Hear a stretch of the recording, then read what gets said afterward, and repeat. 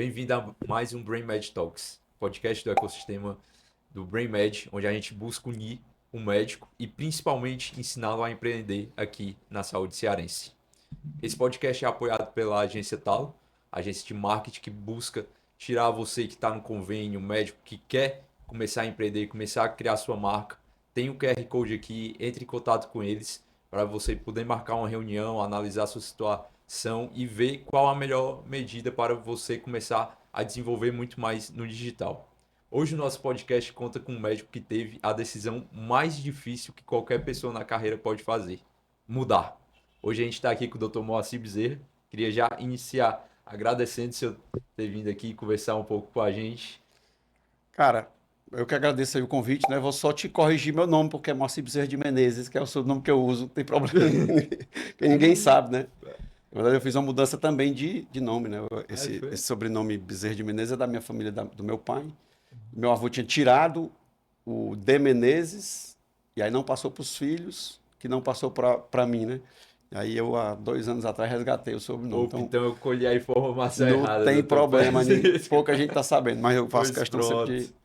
Pois então, doutor, Já que você falou de mudança, né? Eu acho que não tem problema olha eu aí, falar o sobre isso. senhor é expert nisso, pelo que eu vi. Começou na ortopedia.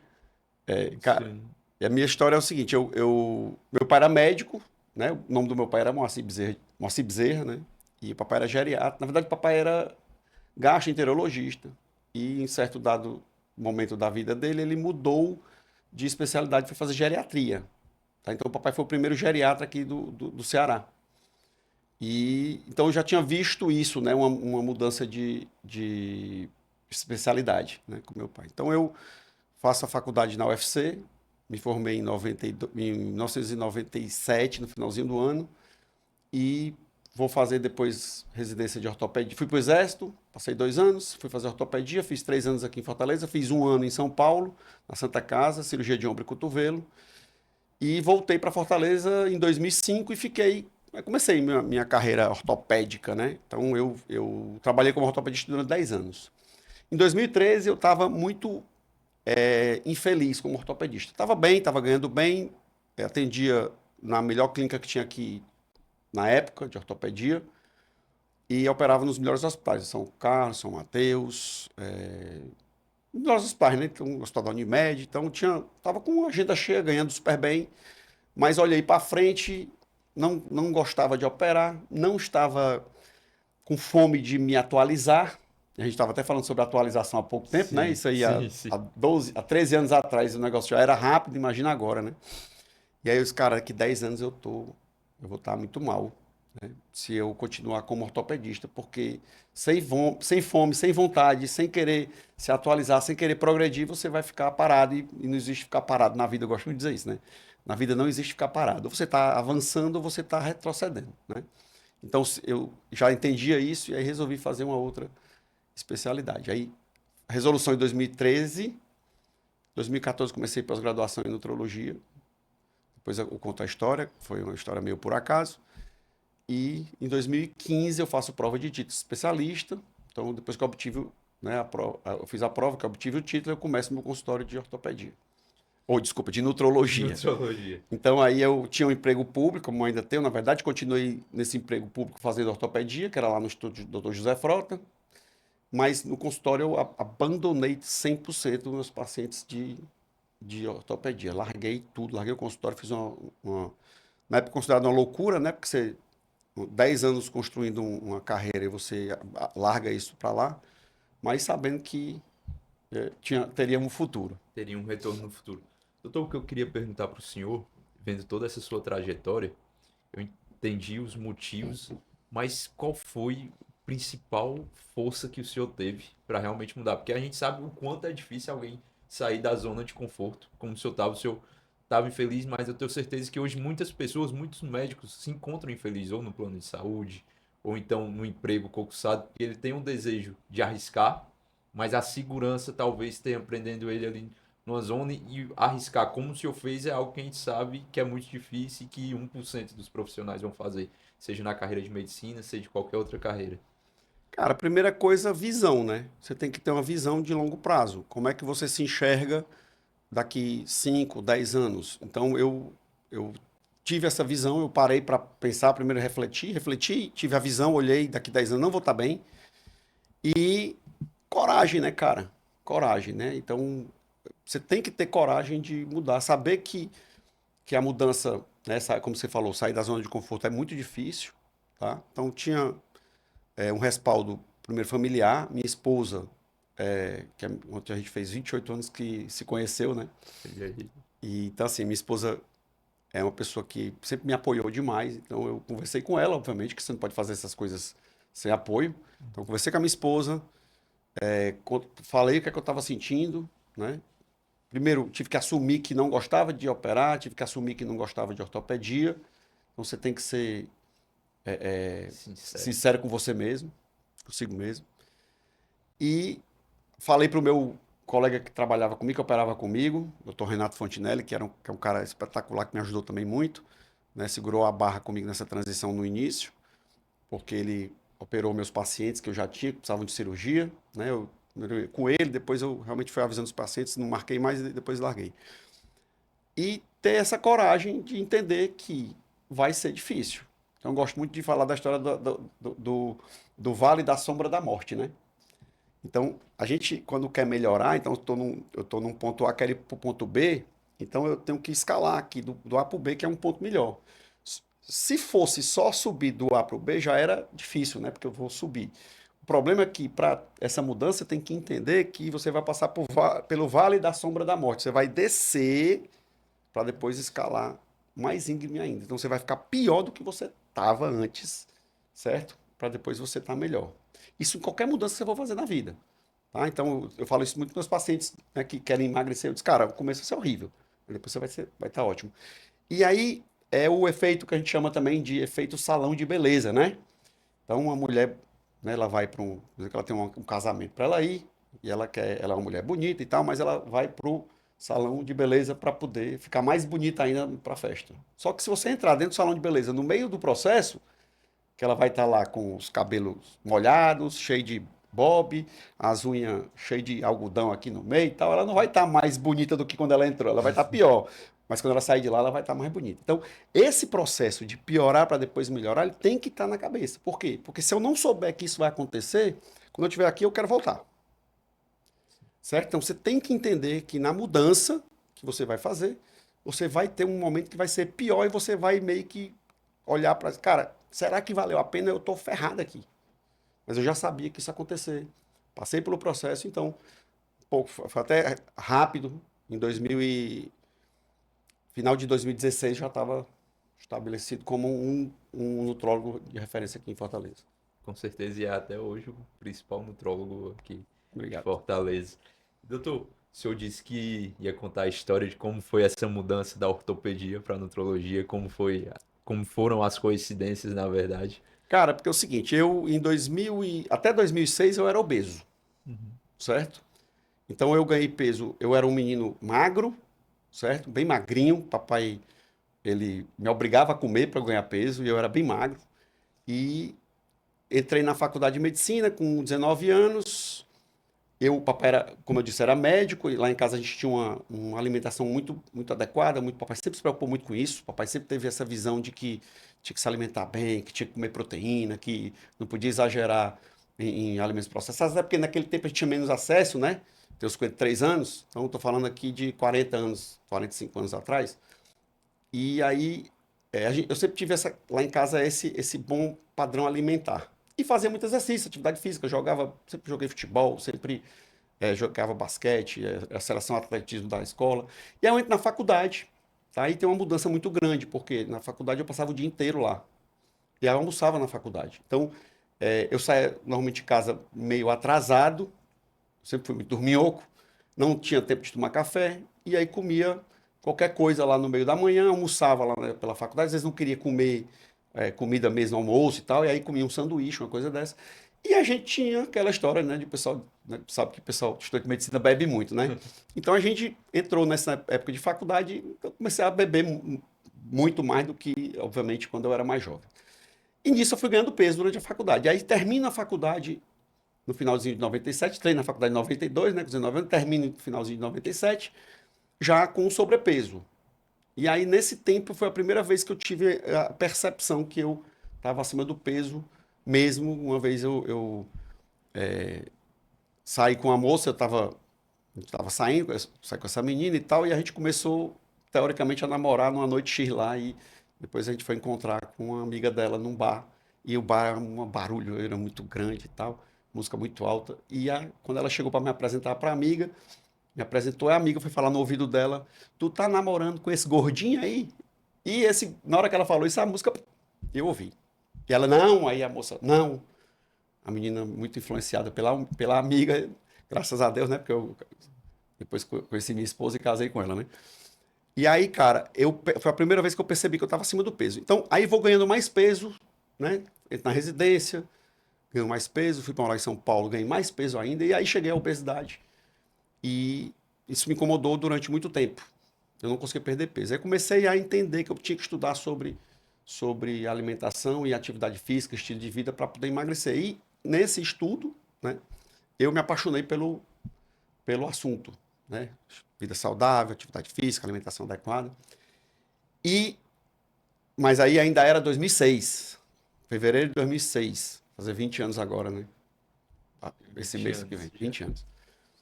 E aí nesse ínterim, eu começo a querer ajudar os amigos, né, a emagrecer e tal, e o pessoal, tu lá sabe de nada, aquela história de ortopedista é burro e forte, né?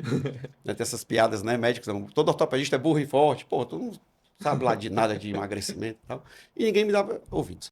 E aí, o tempo passa, nesse final de 2013, aí vai para 2013, eu continuei esse tempo todo mantendo meu peso adequado e tal, me exercitando, um amigo liga para mim, um dia, sabendo que muito meu amigo, que eu estava infeliz como ortopedista, ele liga para mim e diz assim, cara, vou fazer um negócio que é tua cara. O que é? Rapaz, nutrologia, pós-graduação lá em São Paulo.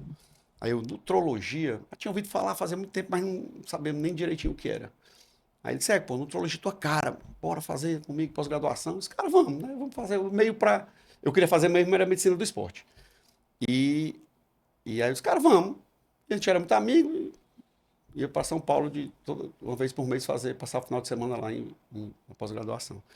E terceiro, quarto módulo da pós, eu me apaixonei pelo negócio e cheguei para eles, cara, eu vou fazer esse negócio aqui de vero, vou ser nutrólogo mesmo, vou fazer prova de, de título e vou abrir consultório. Ele, sério, cara? Vou. Pô, isso aqui me achei.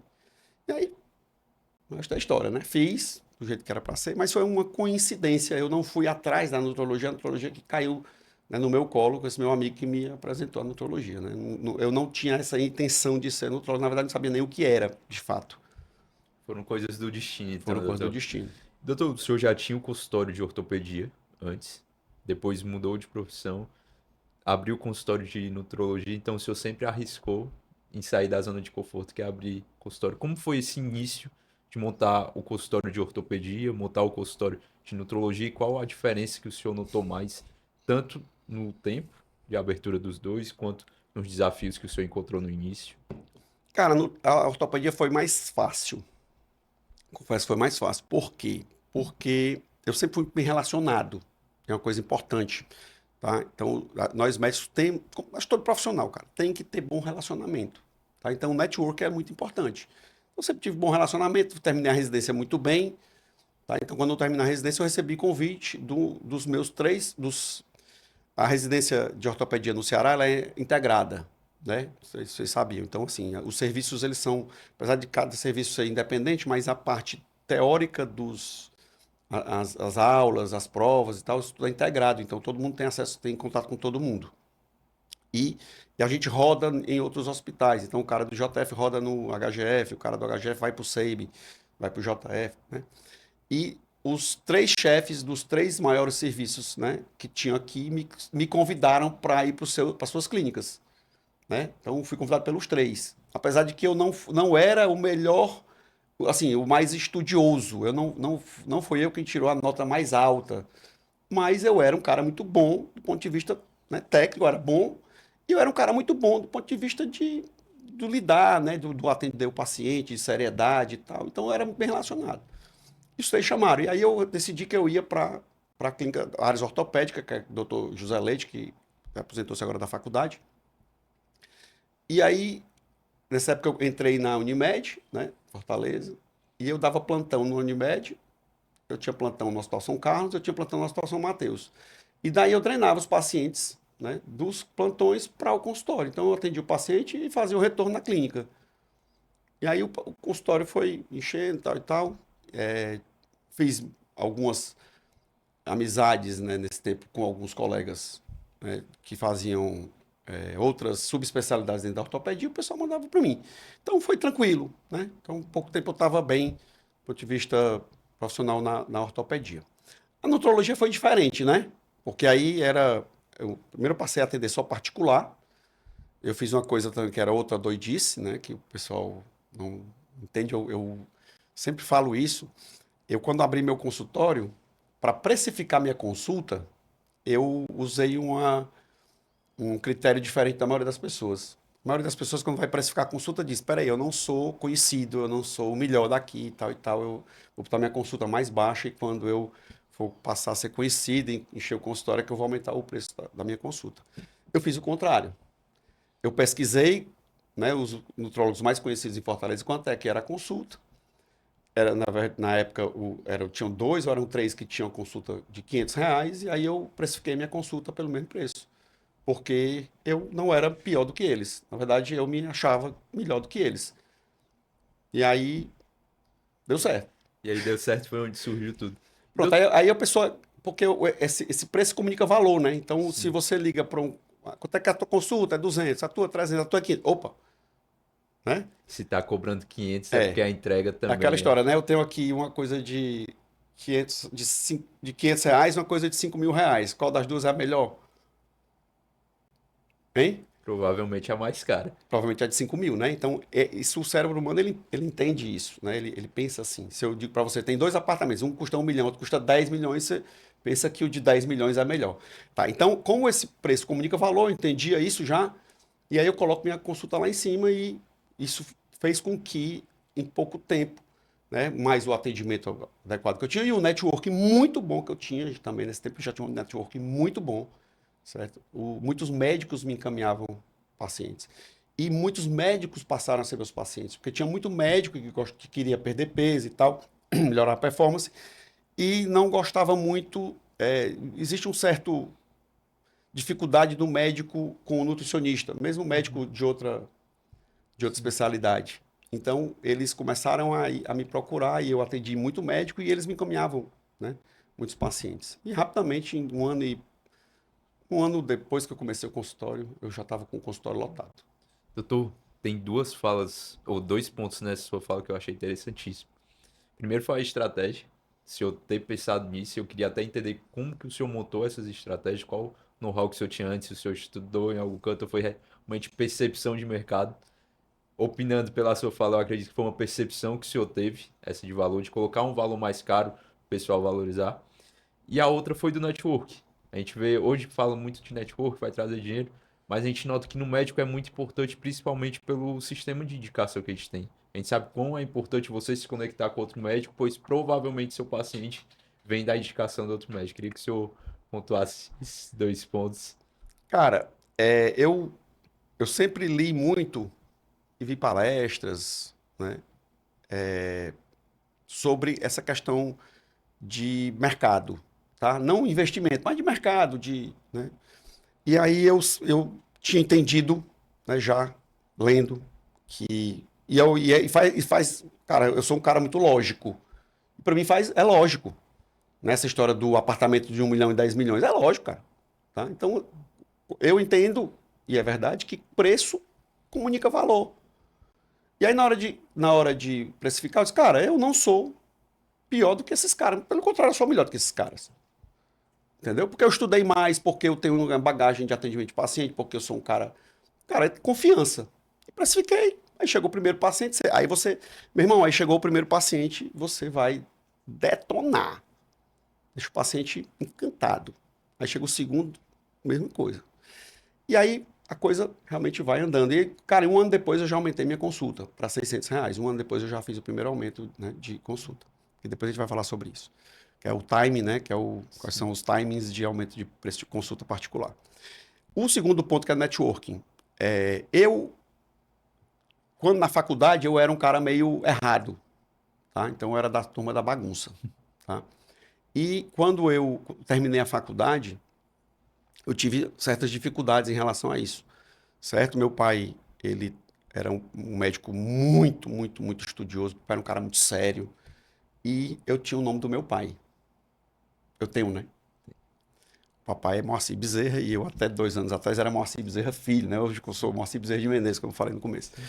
E aí, cara, uma vez eu estava no Exército, depois que eu terminei a faculdade, eu fui para um jogo eu assisti um jogo de futebol, minha esposa estava grávida do Arthur, do meu filho mais velho, e teve uma confusão lá, certo? E eu era militar e a confusão foi entre uma pessoa que estava na minha mesa, um amigo meu, e uma pessoa que estava na mesa do lado, certo? Eu tinha bebido, né? Não estava embriagado, mas tinha tomado cerveja, assistindo o jogo, e uma confusão grande, chegou polícia, não sei o quê, eu me identifiquei como militar, para o policial, para o oficial da polícia militar, o oficial disse, tenente, o senhor não era nem para estar aí no meio dessa confusão, não sei o que e tal. Só sei que a confusão não era comigo, eu acabei me envolvendo na confusão. No outro dia, o pai de um rapaz que estava na mesa ao lado da confusão, né, entrou em contato com o meu comandante do quartel. E disse que eu tinha entrado em confusão e não sei o que e tal e tal. E aí o comandante disse, fala com ele aqui, ele está aqui na minha frente. E aí eu pego o telefone e ele disse, rapaz, você é Moacir Bezerra, né? Você é filho do doutor Moacir? Eu disse, sou. Você é neto do Calbi Bezerra? Eu disse, sou. Rapaz, você não faz jus ao nome que você tem. Rapaz, ali foi quando eu lembro, eu me arrepio todinho. Seu pai é um cara decente, não sei o que. Seu avô é o cara mais sério que eu já conheci na minha vida. E você se metendo em confusão. Apesar de que não foi eu quem criou a confusão, mas eu estava no meio, né? Defendendo o meu amigo que estava errado. E aí o comandante disse, cara, eu não vou te punir mais, tu já está punido. Na verdade foi em viva voz. Ele botou no viva voz do telefone. Você já está punido. Isso aí para mim é a punição mais que justa. Porque eu podia pegar uma punição de uma suspensão, né? Para mim, essa já está punida. Isso aí, cara, ficou para mim. E, assim, eu já tinha casado e eu entendi que eu tinha que ter um comportamento muito legal. E aí o pessoal cria um grupo, as coisas de Deus, né? O pessoal cria um grupo de WhatsApp.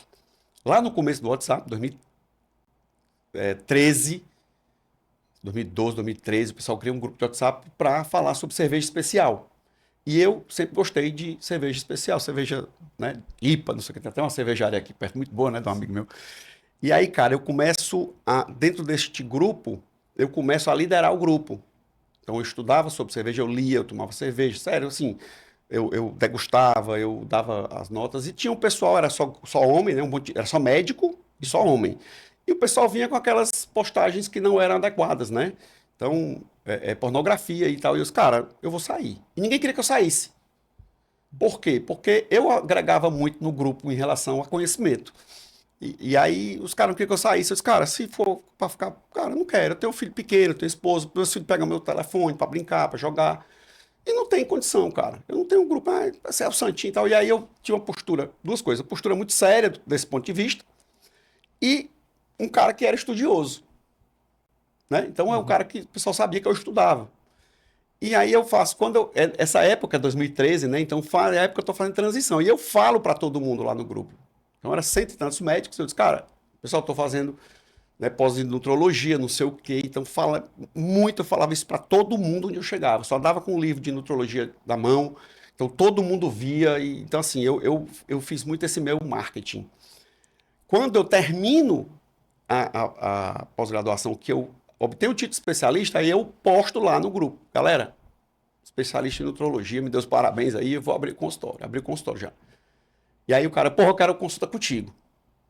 Tá? Então, esse network que eu tinha dentro desse grupo de médicos foi fundamental para que o meu consultório rapidamente desse certo. Por quê? Porque todos esses médicos, tinham que não gostavam de mim por causa desse negócio de... Né?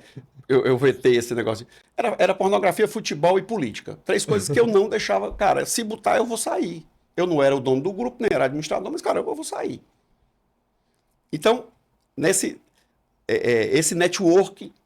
né, fez com que, no final das contas, esses médicos me encaminhassem muitos pacientes. E aquela história, eu sou médico e você é meu paciente. Tá? E você diz, cara, eu tô precisando de um especialista em ombro. Cara, fulano de tal. Você vai, entendeu? Por quê? Porque é um médico que está indicando. A gente conhece os bons médicos, né? Os médicos sérios, bons tecnicamente. Então, isso é muito importante. E networking, o Pedro, que é uma coisa que o pessoal não entende muito o que é networking. Networking não é só conhecer as pessoas. Networking é você servir as pessoas. Entendeu? Então, se você quer fazer um bom networking, sirva as pessoas, não de um modo interesseiro. Não é aqui que, opa, tu tem um podcast, eu vou ficar aqui te bajulando, tu não tem podcast, eu não vou te bajular. Não é isso, cara. É você servir as pessoas o máximo possível. E despretensiosamente, tá? E que um dia isso volta para você. De uma maneira que você nem sabe. E como é que eu servi as pessoas dentro deste grupo? Porque, pô, mais um grupo que você serviu? Servi. Porque eu dava informação de graça para elas, que eu estudava, que eu comprava livro e tal. Primeiro. E segundo, que eu era um moderador. Tinha muita gente que também é, pô, os caras tudo médico, tudo pai de família, né? Mesma situação minha. E o pessoal ia lá, pô, cara, valeu. Bom, bom. Tu se colocou, né, contra uma coisa que a gente tem vontade de fazer e não tem coragem. Então, esse network ele é formado através de serviço. Então, network é servir a maior parte de pessoas que você possa. Então, até hoje, ontem à noite, eu recebi uma mensagem de uma pessoa que, filha de um paciente que eu atendi no JF, cara, deve ter uns 10 anos, certo? E ela entrou em contato. Meu pai está doente, doutor, lembra dele, fulano de tal, eu sou a fulano. Tá? Ele está precisando de um ortopedista, o senhor pode ver?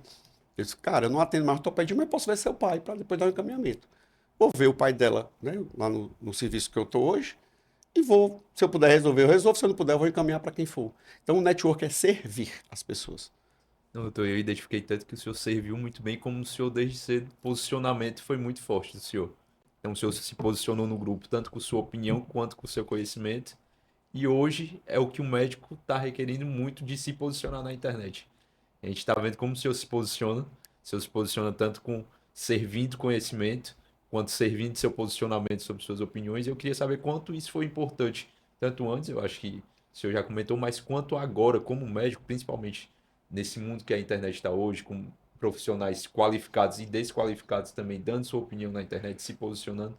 Quão importante é o posicionamento para o senhor e quão importante é que um médico bom, principalmente, ele esteja na internet se posicionando. Tá. É, acho que o Martin Luther King disse que o que me preocupa não é o barulho dos ruins, mas o silêncio Silêncio dos dos bons. bons, né? E aí a gente vê hoje os médicos que não estão trabalhando direito, e, cara, isso tem e sempre teve e vai ficar cada vez pior, né? Com essa abertura de muitas escolas médicas, vai ficar cada vez mais.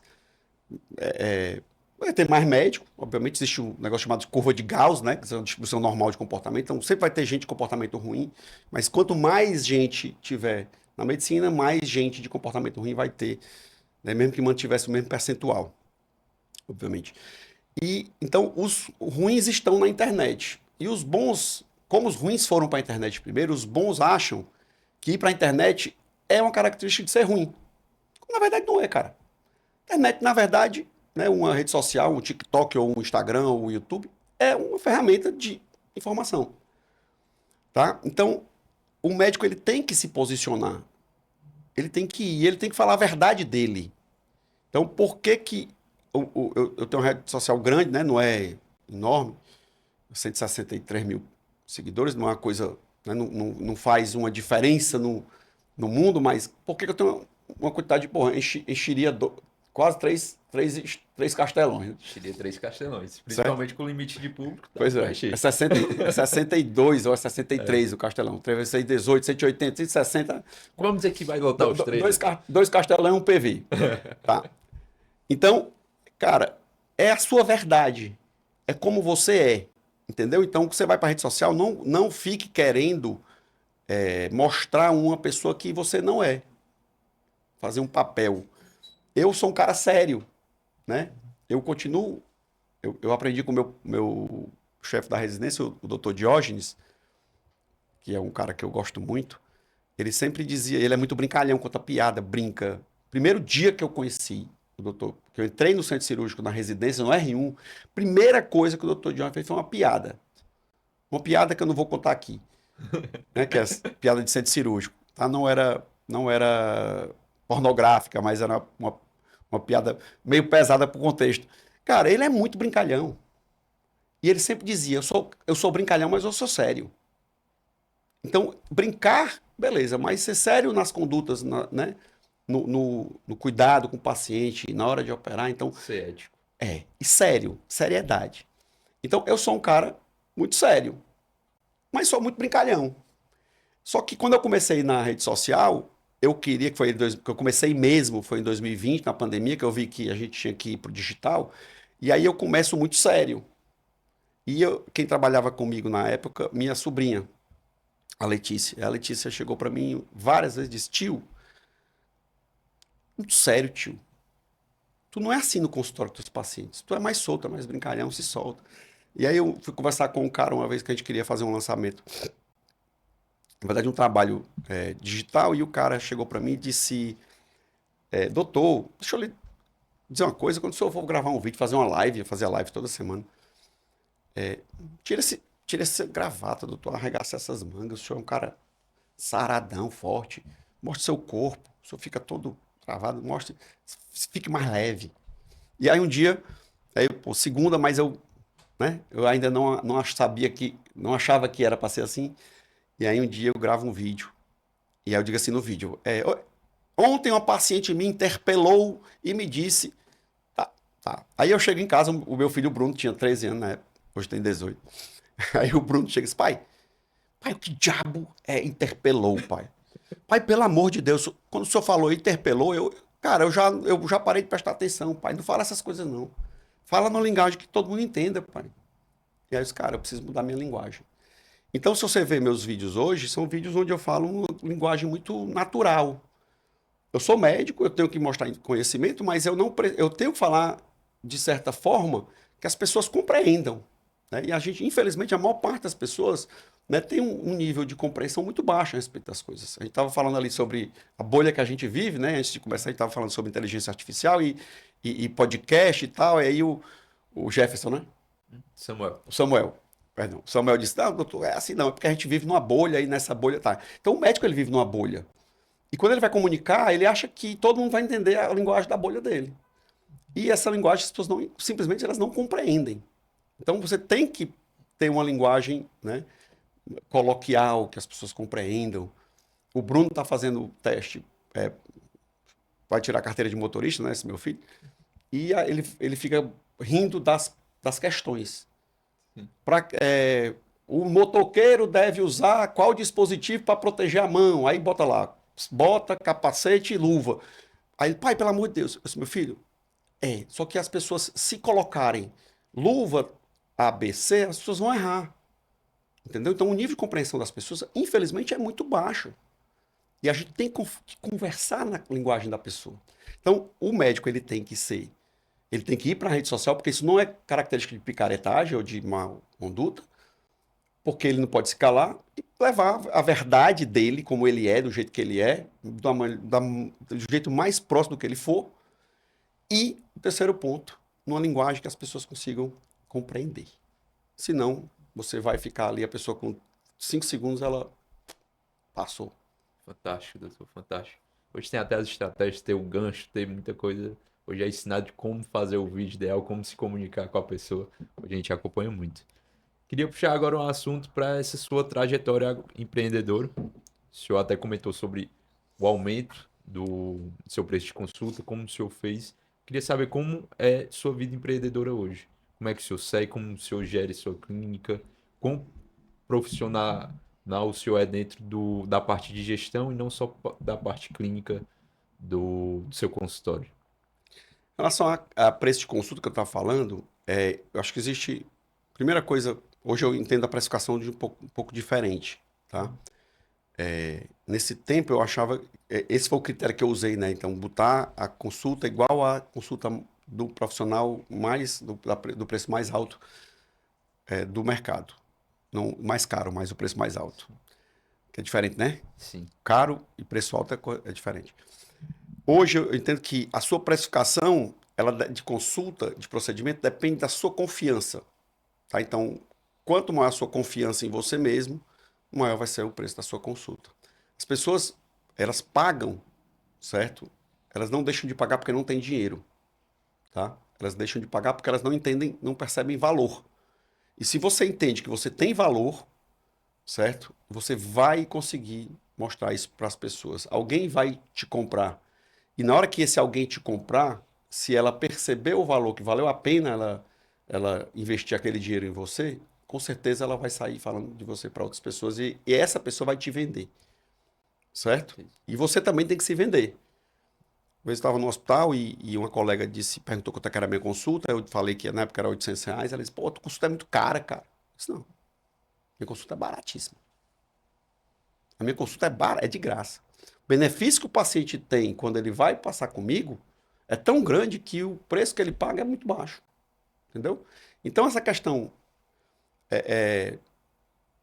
cara, quanto 1 milhão é muito dinheiro? Depende. Você diz assim, teu pai é vivo? Meu pai, Daria 1 milhão para salvar a vida do teu pai? com certeza. Tu daria 1 milhão para comprar um iPhone? Não. Tá. Então, cara, depende, né? Né? Essa questão do valor, do preço, depende do valor daquilo. A vida do meu pai, se eu tivesse, eu pagaria 1 bilhão, 1 trilhão pela vida do meu pai. Tá? Então, assim, e tem muita gente aí com telefones caríssimos, né? iPhones e outros telefones muito caros e tal, e que dizem que não tem dinheiro para certas coisas. Por quê? Porque percebe no telefone valor, e eu não vou entrar aqui no mérito, né? Porque, né, pode ser que para aquela pessoa realmente aquilo seja importante. Tá? Então, o primeiro ponto é esse. Em relação à questão de gestão, hoje, lá na clínica, eu consegui levar minha esposa para trabalhar comigo. Minha esposa é advogada, então quem faz a gestão da clínica é ela. Tá? Eu ajudo com alguma coisa, mas a questão da gestão é com ela, eu realmente não faço uma gestão disso.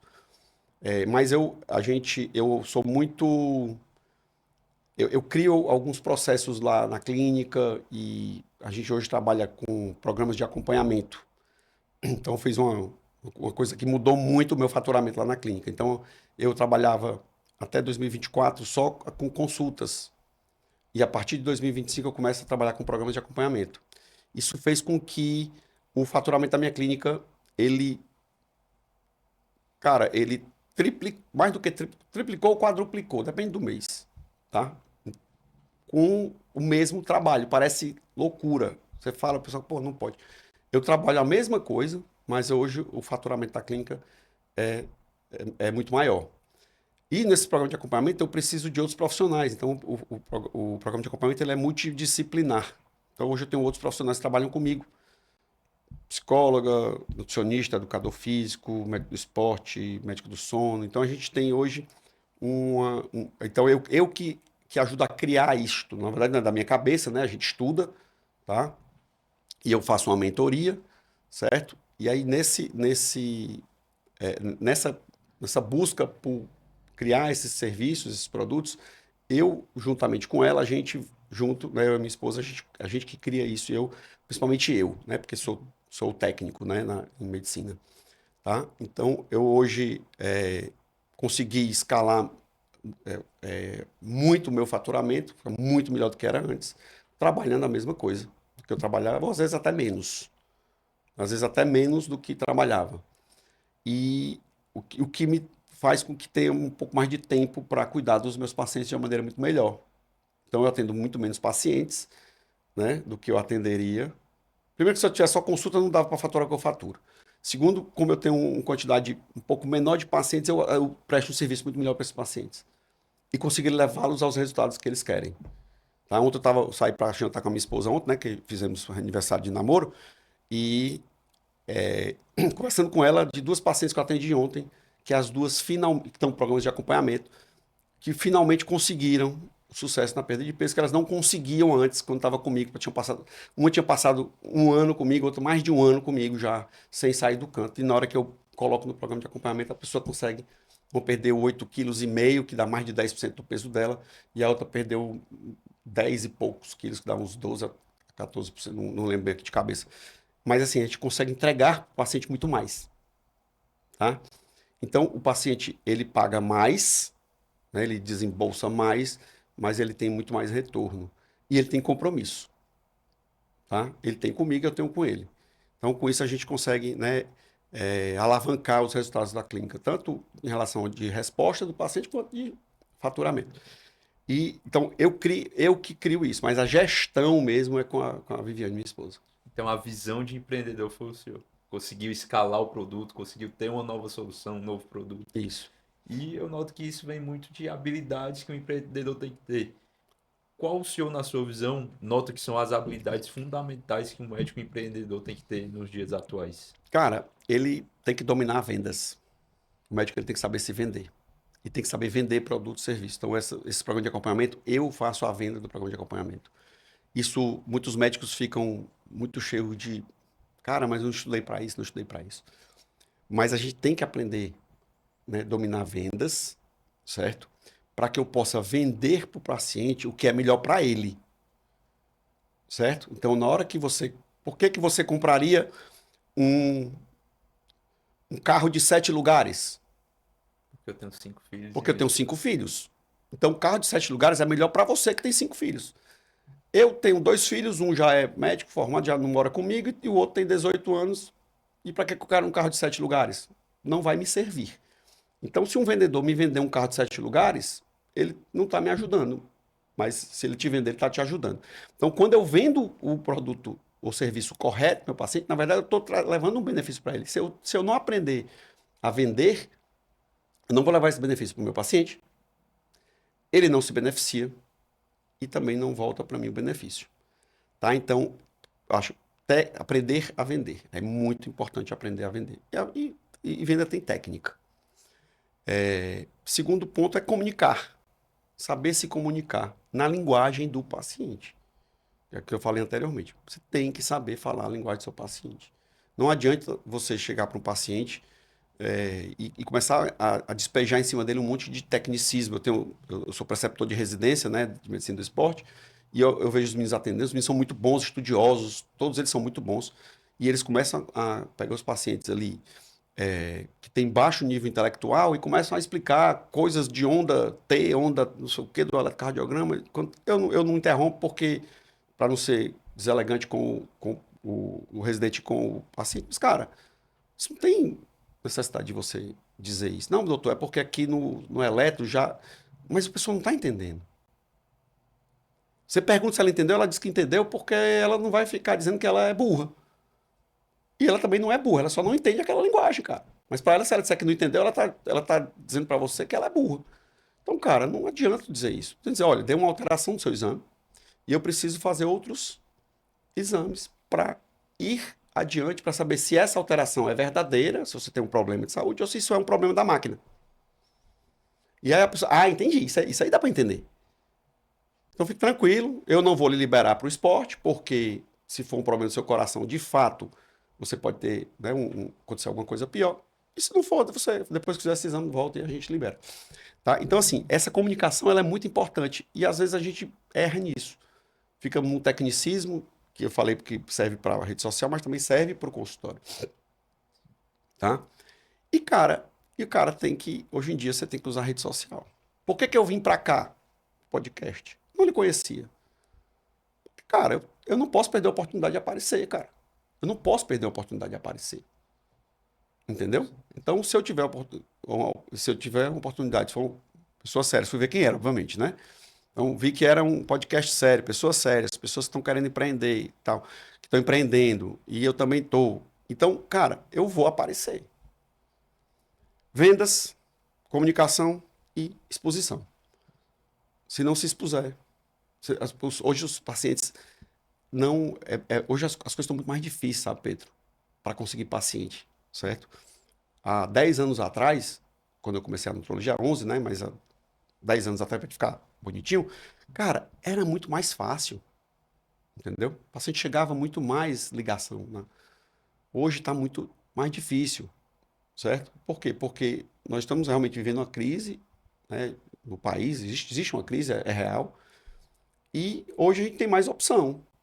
Antigamente tinha poucos nutrólogos, né, que atuavam num posicionamento que eu atuo, certo? Hoje tem vários, certo? E o meu preço é o mais alto. Entendeu? O preço é mais alto, mas não é o mais caro, né? Sim. Então, cara, a gente tem que ser proativo. Então, a gente faz hoje na clínica um trabalho proativo. Eu tenho uma gerente comercial, uma pessoa que liga, as pessoas ligam, entram em contato com o consultório, elas recebem uma ligação, certo? A pessoa vai falar, você vai falar com uma pessoa, um ser humano, vai ligar para você. Ô, seu Pedro, tudo bem? Como é que o senhor tá? O que é que o senhor tá precisando? Tem gente que acha ruim, mas a maioria das pessoas acha muito bom. Eu vi um vídeo ontem, o cara dizendo assim, tem uma ferramenta que vocês vão se espantar com essa ferramenta que é o telefone. Você viu esse vídeo? Não. Aquele Ricardo, o cara até consultor de finanças, esqueci o nome dele agora. O cara falando, cara, ligação. Tá todo mundo robô no chatbot, não sei o quê. Tu vai ligar pro teu cliente para entender a necessidade dele, se conecta com ele. Né? Para ele ver que ali ele tem um atendimento, um cuidado diferente, foge da boiada. Então a gente tem isso, esse cuidado. Eu ligo para meus pacientes. Eu ligo para meus pacientes. Eu mando o WhatsApp para meus pacientes, pergunto como é que eles estão, se estão precisando de alguma coisa. Eu mando os pacientes irem para o consultório em momentos que não são de consulta. O cara fez uma consulta faz 2 semanas, está com muita dificuldade. Tá? Eu não tenho retorno hoje, eu não trabalho com retorno. É consulta e consulta e consulta. Mas se o paciente. E ele sabe disso. Eles perguntam, né? Então, se o paciente tá precisando, vamos lá. E eu faço muito telemedicina hoje com esses pacientes. Às vezes eu mando um link pro cara. Rapaz, vamos dá para conversar aí por vídeo? Dá. Então, todo tempo lá na clínica tem. Eu tenho a minha webcam, tem uma webcam muito boa que eu comprei, com uma iluminação muito boa, para eu poder, na hora que eu quiser, eu faço uma chamada com um paciente meu. Tá? Então, isso é um over delivery, né? Então, cara, esse cuidado ele é muito importante. Então, o paciente ele se encanta, certo? E aí, não é caro. Entendeu? Não O é caro. valor é muito alto. Porque o valor que a gente entrega é muito alto. Então, essa história de ligar, isso aí foi meu. Eu cheguei, a gente contratou uma pessoa, eu disse, ó, você vai ligar para os pacientes. E ela, ótimo. Aí eu contratei a pessoa certa, né? Eu tinha uma secretária lá na clínica que ela ficava apavorada de ligar. E aí não dava, cara. Se a gente tem um entendimento que precisa ligar para o paciente, ela tem que ligar para o paciente. Ela não gostava. Então fazia a ligação, o paciente não atendia, não, liguei, não atendeu. Pô, mas você ligou 3 horários diferentes? Você perguntou se a pessoa estava podendo falar, pediu? Não, não. Então a pessoa não tinha má vontade. E aí a gente coloca pessoas hoje, eu tenho 3 pessoas que fazem isso hoje, certo? Então, as pessoas que têm interesse, né, de ligar. E são remuneradas por isso. Entendeu? Então a gente coloca metas, tem que ligar para tantas pessoas, tem que fazer tantos agendamentos, você vai ganhar mais por isso. Você vai ganhar comissão, você vai ter um plano de carreira que você pode alcançar se você bater suas metas. Ontem no jantar, a Viviane disse que uma das nossas colaboradoras disse que o sonho da vida dela, disse para a Viviane ontem de manhã, dona Viviane, o sonho da minha vida é fazer um programa de acompanhamento desse aqui da clínica. E a Vivi veio contar para mim, e aí eu disse assim, amor, por que ela não faz? Aí pode fazer? Pode. Coloca uma meta para ela. Se ela fizer tantos agendamentos, define com ela, ó, tu vai fazer, ela vai, primeiro não vai ser de graça para ela. Olha que sacada legal. Primeiro, eu não estou fazendo favor para ela. Ela está pagando com o trabalho dela o serviço que ela entende que tem valor, né? Porque ela vê como é bom, tá? E a clínica vai ganhar mais, vai faturar mais, porque ela vai produzir mais. Com certeza. Entendeu? Então, essas coisas aí a gente tem que estar todo tempo, né, na cabeça, que o colaborador tem que estar estimulado, que você tem que ligar para os pacientes, que você tem que ir atrás dos pacientes. Os pacientes não chegam, cara. Chega muita ligação, atende convênio, atende convênio, atende convênio, atende convênio. Eu não atendo convênio. Quanto é que é a consulta? Né? A gente não diz o preço da consulta lá na clínica. Certo? Por quê? Porque se tu está procurando preço, você não vai ser meu paciente. Se você está procurando qualidade, você vai ser meu paciente.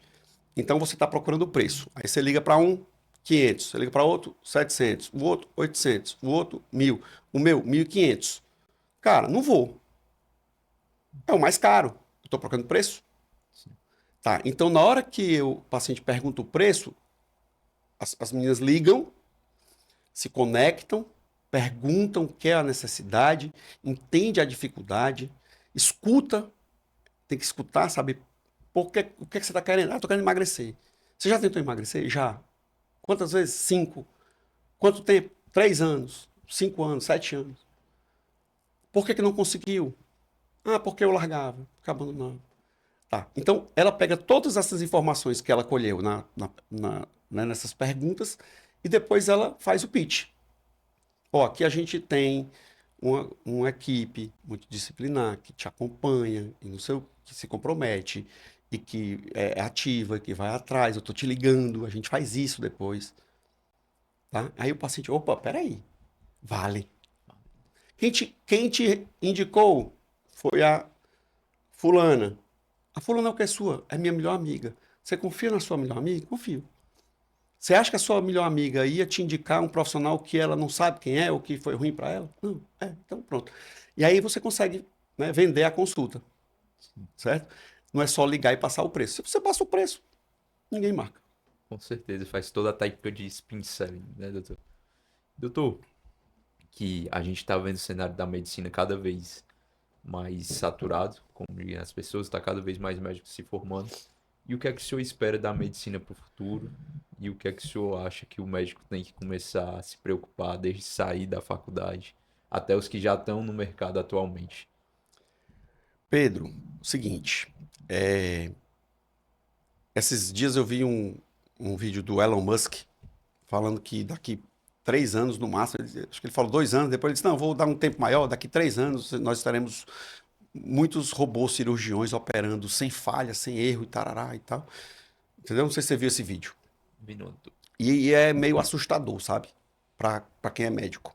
Então, cara, poxa, um robô vai operar, não erra, tá? Esse cara, vou botar 3 anos, porque ele fala assim, vou botar 3 anos porque eu vou ser bonzinho, porque daqui 2 anos já vai ter.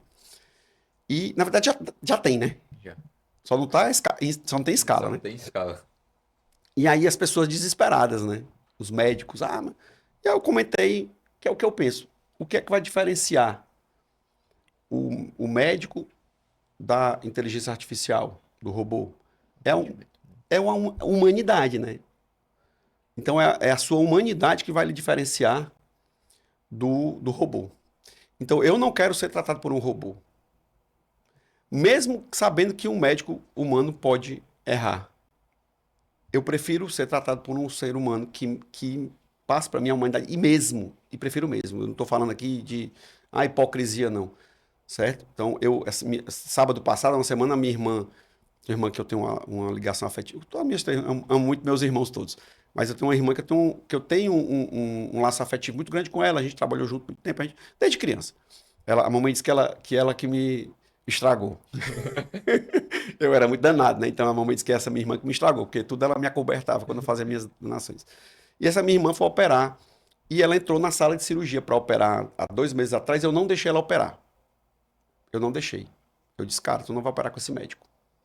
Por conta de algumas condutas que eu vi que o médico tomou antes da cirurgia, que eu vi que ele era um cara, né, que ele negligenciou algumas coisas. Eu não vou dizer que ele é negligente porque eu não o conheço, mas ele negligenciou ali algumas coisas. E eu, cara, não vou deixar você operar. E ele desceu para conversar com a gente. E quando ele desceu, ele tomou uma atitude muito defensiva. Em vez de ele colocar que ele errou, é tudo bem, errar, todo mundo erra. Em vez de ele se colocar numa atitude de, cara, vou resolver isso aqui e tal, ele começou, não, meio que quis jogar a culpa em cima da minha irmã, né?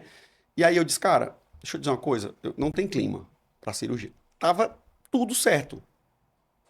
Ela tava de jejum aí o dia todinho, era final da tarde.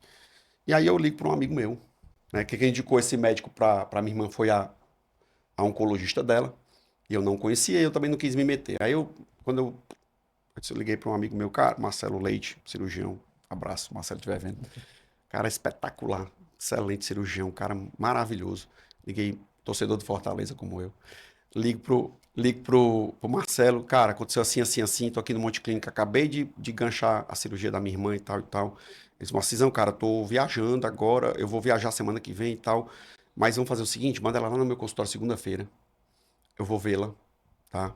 Pede logo o exame dela, tal, tal, tal, e aí a gente vê, e aí a gente agenda, né? Pelo que você tá me dizendo, não é nada urgente. Eu viajo de boa, quando eu voltar, ela opera. E aí, cara, você tem um cara humano, um cara, né, o ser humano seria redundância, mas assim, uma pessoa que você vê que ela tá tem muito cuidado, né, com o paciente. E é isso que a gente quer, no final das contas, quando a gente quer ser cuidado, certo?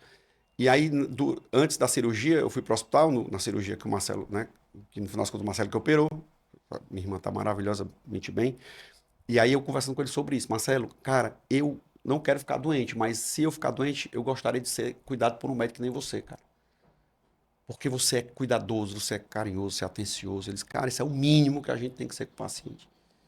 Né? E a gente vê hoje em dia, então, muitos médicos muito pensando. Primeiro, muitas pessoas estão indo fazer medicina porque querem ficar dinheiro. Cara, tu não vai ganhar dinheiro com medicina. Tá? Tu não vai ser rico, milionário, acredite. Né? Você não vai ser pobre, mas não vai ser rico. Sim. Então esquece. E aí vai ficar cada vez pior. Primeiro ponto. Segundo, cara, que dinheiro não é fim, é meio. Né? Então, cara, eu não posso. Se eu for fazer um tratamento pensando que aquilo ali é para ganhar dinheiro, e aí eu vou começar a meter a mão os pés pelas mãos. Então, o dinheiro é a consequência do serviço que eu prestei, né? De servir. Então, quanto mais eu sirvo, mais eu ganho. Tá? Não é olhar para ti, eita, eu posso meter a mão no bolso desse cara aqui e tirar do bolso dele tanto. Tá? Então, esse entendimento os médicos têm que ter. Então, você está começando a faculdade de medicina agora, né? Então, o que é que eu recomendo? Aquelas coisas que eu falei, networking, tá? Aprender a se comunicar bem, ver a medicina como uma possibilidade de servir ao próximo. Não ter pressa, eu vejo muita gente com pressa, não quer fazer residência, não quer fazer pós, quer, né? Então, assim, isso é muito problemático. Então, quem está começando agora, que acha que vai ganhar um monte de dinheiro, vai estar... Se frustrando. Certo? Pode acontecer, pode não acontecer. A chance maior de que não aconteça, né? Porque a probabilidade... Tem muita gente no mercado, a maioria das pessoas não vai ganhar bem. E você vai ter uma quantidade, né, de médicos, uma pequena quantidade de médicos que você... É mesmo com o direito, né? Hoje, o direito você tem muito advogado. Então você tem alguns advogados multimilionários e a maioria não ganha bem. Isso é mais ou menos isso aí. Normal, né? Quando você tem muita gente no mercado. Com certeza. Doutor, eu queria agradecer demais sua vinda aqui. O papo foi excelente. Acho que aprendi hoje como nunca. Conversa muito boa, com muitos insights. Eu acho que quem assistiu também teve muitas lições aí, tanto para aplicar na medicina quanto aplicar na vida também. Queria agradecer de verdade o senhor ter vindo hoje aqui.